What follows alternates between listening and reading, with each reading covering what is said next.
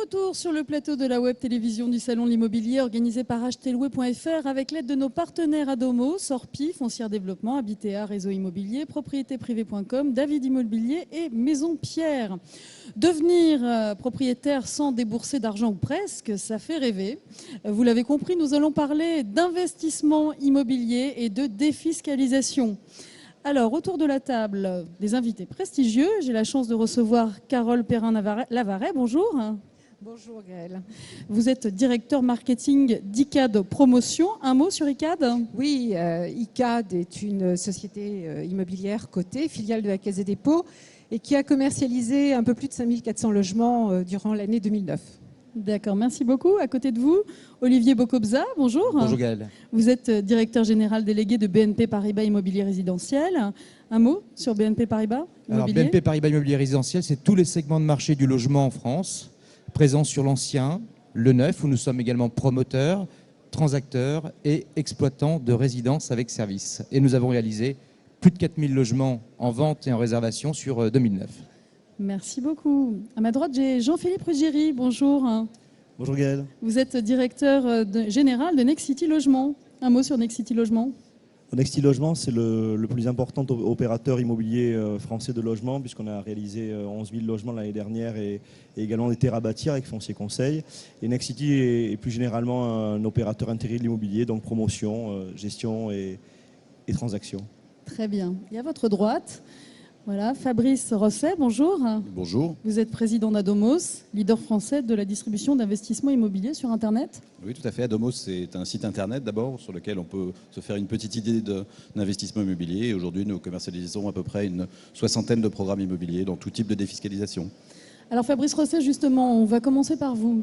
Parce que entre la nouvelle loi Cellier, Robien, Girardin, Malraux, Borloo, on est un petit peu perdu dans tous ces dispositifs de défiscalisation. Par quel bout on prend le problème ? Comment on commence ? Déjà, on commence à se poser la question, est-ce que je peux investir dans l'immobilier ? Ça, c'est la première question. À partir du moment où on fait une petite étude sur sa capacité d'emprunt, sur sa volonté aussi d'épargne, on va pouvoir choisir un dispositif en fonction de plusieurs critères. Le critère peut être évidemment le prix d'achat. Selon les dispositifs, vous n'avez pas forcément le même type de prix. Pour donner un exemple, on va dire qu'en loueur meublé, on peut trouver des petites surfaces qui vont être à partir de 100 000 € hors taxe, alors qu'en loi Cellier, on va plutôt commencer à des surfaces un tout petit peu plus chères, qui vont être autour de 150 000 € minimum, jusqu'à 300 000 €. Donc il y a déjà le prix qui va influencer le dispositif. Deuxième élément, bien entendu, l'objectif patrimonial. Est-ce qu'on veut le garder peut-être pour l'habiter plus tard ? Si on veut l'habiter plus tard, on ne se positionnera pas sur de loueurs meublés, on ira plutôt sur de celliers, une fois qu'on aura fini le dispositif fiscal. Et puis également l'économie d'impôt qu'on va rechercher. Si on cherche une économie d'impôt maximale, on va se positionner sur du cellier abattement avec 37% de réduction d'impôt. On peut aller sur du cellier outre-mer, où là on atteint 52% de réduction d'impôt. Bref, on va se positionner en fonction de ses objectifs, de ses contraintes et puis de ses capacités. D'accord. Alors on va faire un petit tour de table sur ce fameux dispositif Cellier dont tout le monde parle. On va commencer avec vous, Carole Perrin-Lavaret. Ça a donné un extraordinaire coup de booster à la promotion. Je crois que le dispositif Cellier a eu un bénéfice évident pour le plus grand nombre de Français, tout simplement parce que avec les dispositifs Robien et Borloo, les dispositifs précédents, certaines tranches fiscales avaient perdu un peu d'intérêt sur l'investissement immobilier. Et aujourd'hui, on peut constater que sur le Cellier, effectivement, les prix moyens sont aux alentours de 100 000 € d'investissement et qu'on a pu permettre à un plus grand nombre d'avoir à la fois un patrimoine et un complément de revenu de la retraite venue, ce qui est un vrai sujet de préoccupation actuelle. D'accord. Olivier Bocobza, BNP Paribas Espace Immobilier Oui, je crois que vraiment ce qui a fait la différence sur le Cellier, c'est la lisibilité du dispositif fiscal. C'est-à-dire que quand on parlait du Robien et du Borloo, on était en ce qu'on appelle un déficit foncier, des amortissements, c'était compliqué à comprendre quand on n'était pas tous les jours sur ces sujets-là. Aujourd'hui, avec le Cellier, l'avantage, c'est que n'importe qui peut comprendre simplement le dispositif, c'est une réduction d'impôt, et ça permet donc très simplement à certains des investisseurs, aujourd'hui que nous voyons, directement pousser la porte de nos bureaux de vente, puisqu'on commercialise évidemment nos opérations également sur le site, nous demander, voilà, je veux faire un Cellier ici. Donc ça leur permet d'avoir un choix vraiment volontaire de faire l'investissement en comprenant bien les tenants et les aboutissants, puisque les règles sont très très simples. Alors effectivement, de toute façon, apparemment, les règles sont simples puisque ça a eu beaucoup de succès. Jean-Philippe Ruggieri. Alors l'investissement immobilier locatif dans un cadre fiscal plutôt que défiscalisant, en tous les cas je préfère ça, en fait il y a deux approches.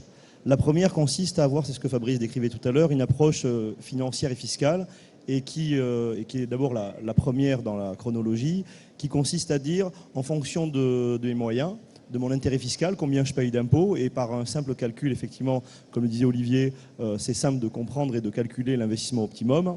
Et ensuite de se dire, ben voilà, c'est un placement, et grâce à cette carotte fiscale et à un levier financier qui est le crédit, ben je vais faire une bonne affaire. Puis la deuxième approche est une approche immobilière qui consiste à choisir en fonction du budget qu'on a déterminé, ben, un emplacement, un produit et un prix.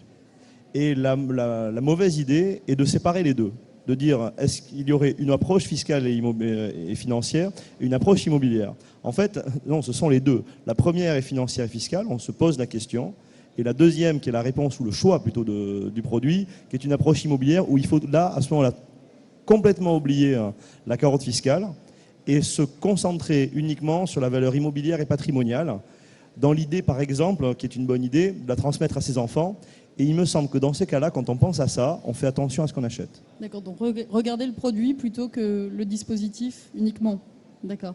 Fabrice Rosset, c'est sans risque totalement, le cellier ? Dans un investissement immobilier, il y a toujours des risques. L'important, c'est d'essayer de les maîtriser en amont avant de se positionner. Donc, effectivement, il y a une dimension financière et fiscale sur laquelle il faut être certain qu'il n'y a pas, je dirais, de problème dans le montage. Et puis, le deuxième élément, évidemment, c'est l'investissement en termes d'emplacement. Donc, il y a deux choses à vérifier. Est-ce que l'emplacement est de qualité ? Donc, le mieux, c'est tout simplement soit de se rendre sur place. Est-ce qu'il n'y a pas une nuisance autour du programme ? Est-ce qu'il n'y a pas quelque chose qu'on ne connaîtrait pas parce qu'on ne connaît pas forcément l'endroit où on va investir ? Ça, c'est le premier élément. Le deuxième élément, les prix au mètre carré. Il faut vérifier que les prix au mètre carré auxquels on va acheter sont ceux de la résidence principale, qu'il n'y a pas des prix qui seraient augmentés par rapport à un investissement. Donc, par exemple, chez Adomos, ce que nous faisons, nous remettons à tous nos clients